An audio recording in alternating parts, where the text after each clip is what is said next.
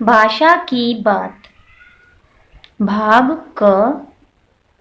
नीचे जल से कुछ शब्द बनाए गए हैं, जैसे जलज, जल से उत्पन्न, इसका अर्थ है कमल। जलद यानी जल देने वाला, या बादल। इसी प्रकार अंबु, नीर तथा वारी से भी शब्द बनाए। जो शब्द किसी शब्द के पीछे लगते हैं, जैसे यहाँ जल के पीछे ज और यहाँ जल के पीछे द लगा है, ऐसे शब्दों को हम प्रत्यय कहते हैं। ये शब्द किसी शब्द के साथ लगकर उसका अर्थ परिवर्तन कर देते हैं। ऐसे ही कुछ शब्द हम यहाँ बनाएंगे। देखिए, अंबु, नीर और वारी। इन शब्दों के साथ हम ज, द, धर और धी का प्रयोग करेंगे। जैसे अंबु जमा ज अंबुज, नीर जमा ज नीरज, वारी जमा ज वारिज। अंबु जमा द अंबुद, नीर जमा द नीरद, वारी जमा द वारिद। धर अम्मु जमा धर अंबुधर, नीर जमा धर नीरधर, वारी जमा धर वारीधर। अंबु जमा धी अंबुधी, नीर जमा धी निर्धी, वारी जमा धी वारीधी। भाग ख। होना पड़े न पानी पानी। इस पंक्ति में पानी पानी होना मुहावरे का प्रयोग किया गया है, जिसका अर्थ है शर्मिंदा होना। होना पड़े न पानी पानी का अर्थ है शर्मिंदा होना।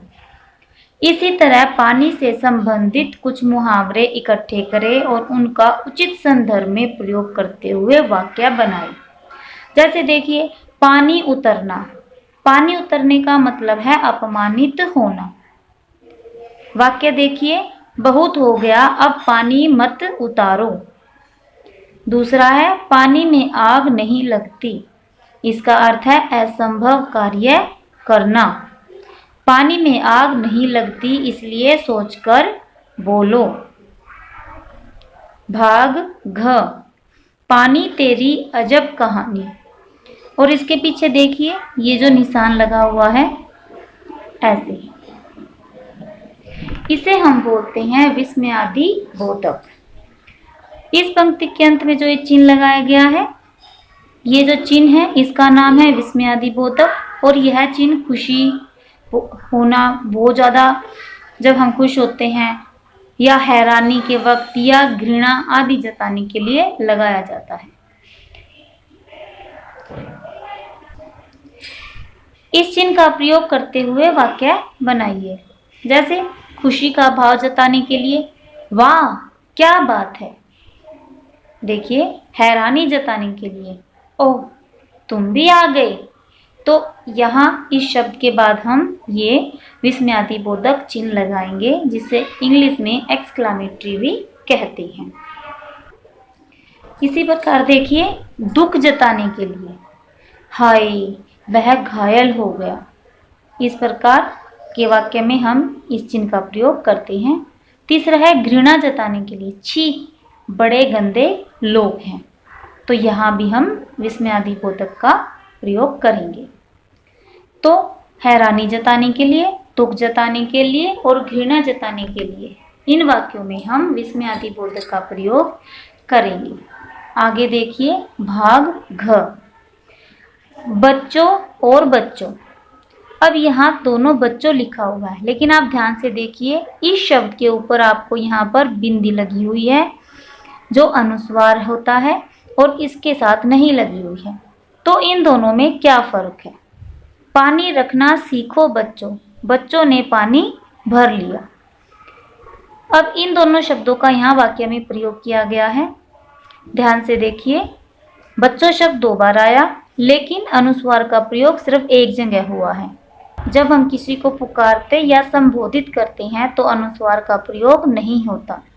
जैसे पानी रखना सीखो बच्चों, ये बात सीधा बच्चों को बोली जा रही है, तो यहाँ हम अनुस्वार का प्रयोग नहीं करेंगे।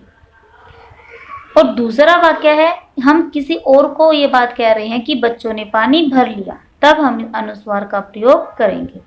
यानी डायरेक्ट जब हम किसी को सीधे सामने से जब हम किसी को कोई बात बोलते हैं तो हम अनुस्वार का प्रयोग नहीं करेंगे।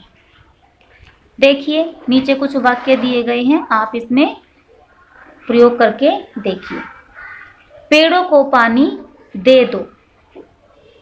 अब यहाँ ये बात सीधे सामने से कही जा रही है, तो यहाँ हम अनुस्वार का प्रयोग नहीं करेंगे।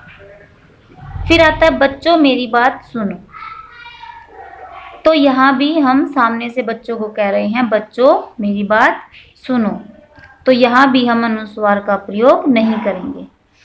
तीसरे वाक्य में कहते हैं यह बच्चों की पुस्तक है, तो ये एक वाक्य है जो डायरेक्ट नहीं कहा जा रहा है बच्चों को, तो यहाँ हम अनुस्वार का प्रयोग करेंगे। चौथा है बादलों ने सूर्य को ढक लिया, और पांचवा भी साथ में देख लीजिए, बादलों अब तो बरस जाओ। अब यहाँ बादलों ने सूर्य को ढक लिया, ये एक बात है जो कही जा रही है, लेकिन बादलों अब तो बरस जाओ, यह बात सीधे बादलों की तरफ उनकी तरफ इशारा करके डायरेक्ट उनको कही जा रही है कि बादलों अब तो बरस जाओ। तो जहाँ सामने से बिल्कुल सीधे हम किसी को कोई बात बोलते हैं तो वहाँ हम अनुस्वार का प्रयोग नहीं करते, तो इसलिए हम इस वाक्य में अनुस्वार का प्रयोग करेंगे, क्योंकि ये बात सीधी बादलों को नहीं कही जा रही है। आगे है सोचें और लिखें, जल बचाओ कल बचाओ। आपने कई बार इस वाक्य को सुना होगा, यह एक नारा है।